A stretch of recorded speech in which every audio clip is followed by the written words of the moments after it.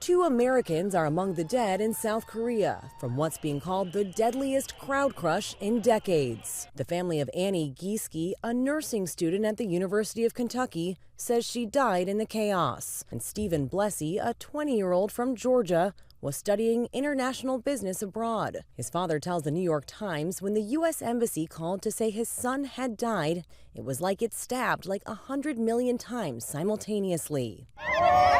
The tragedy unfolding at a Halloween celebration Saturday night in Seoul.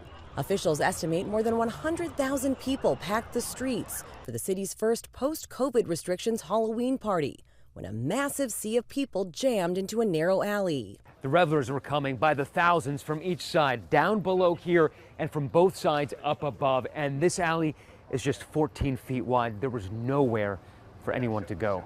As the crowd surged forward, witnesses describe a hell-like chaos.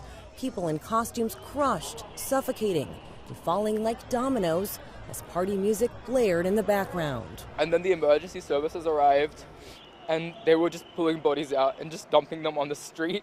Rows of rescuers performed CPR on victims. American Janelle's story was able to escape the crowd.